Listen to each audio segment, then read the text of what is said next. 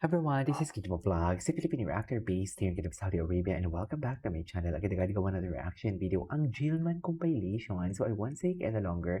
Let's start this reaction video. Actually, itong video na to, hindi ko pa to siya napanood eh. Ito ata yung message niya ng 22nd birthday niya. Nakikas ito akong pag-ilak sa iya na akong mga prayers Tingnan mo daw eh, milyonaryo yan ha. Napakasimple ng buo ng celebration niya ha.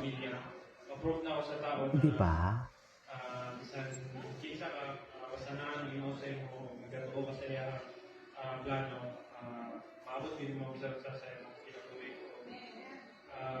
sa may tapos imong kinabuhi ayo dito ulit ang Ginoo kay sa jud lang kay ayo po ko ninyo isipan at least daw kay mga regalo ng batasan ayo mo na may pungko lang sa balay unalan ko sa wala natin sa artista din. So, masalamat po sa akong pamilya sa pag-alaga nila sa tuwano. Kay, dili, magbayan ako ng maabot. Kay sa una, jogging, bira, ilit. Cutie. Mahal ko sa akong mama, ang buko, pag-ala kong electric fan. Si Jex Bacosa, hindi na siya masyadong nag-aalam, no? Tingnan ko nga. So, thank you very much pa sa, thank you sa... Hindi siya masyadong nag-upload. Wala na ko naggahong ba, inato ra si birthday ba, anto na ito, lipay kayo. Kung bugo kayo gulilak kayo. Ay, may kwento ko sa inyo. Wait lang, tingnan mo to ha. Tingnan nyo to. Jex, may pinos si Jex Bacosa. Hindi pa din pala talaga tumitigil si Perez. Tingnan nyo ha. Ito oh.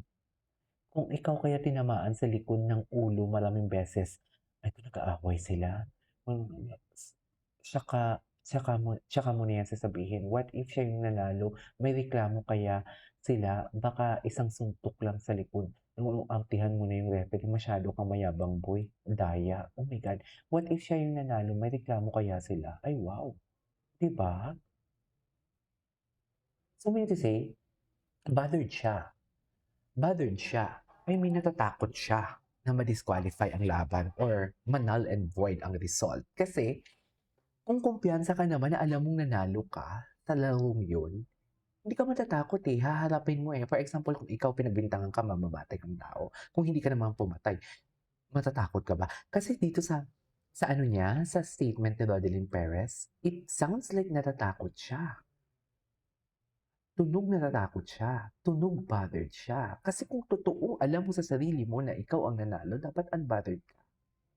Dapat hindi mo mapifeel na parang, ay okay, at di magreklamo kayo, alam ko din naman sa sarili ko, and alam naman ng lahat na nanalo ako. Kung kumpiyansa ka sa sarili mo. Pero kung hindi ka kumbinsido na nanalo ka, abay, magsasalita ka naman talaga. Ano to?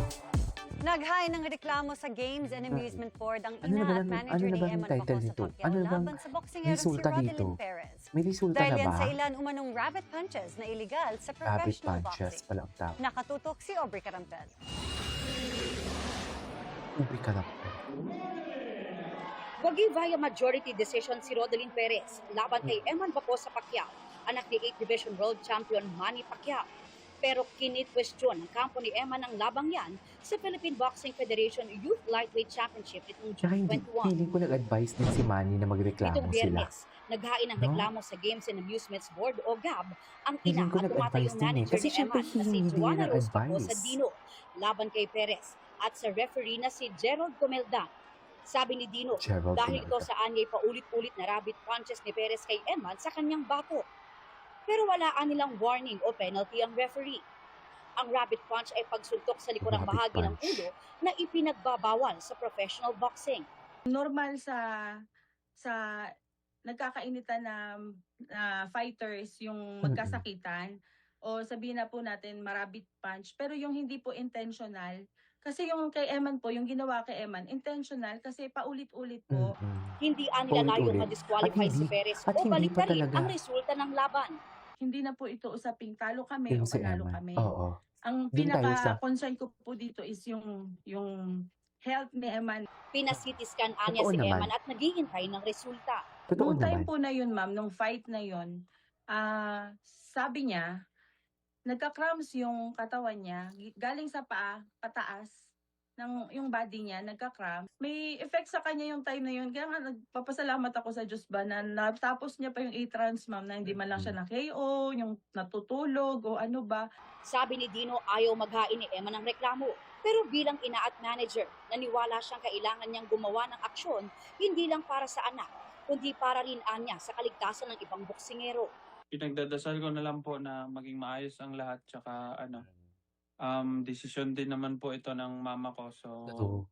respeto ko po ito, tsaka As a manager ha, hindi as tsaka mama. support na lang din po ako sa ng mama ko.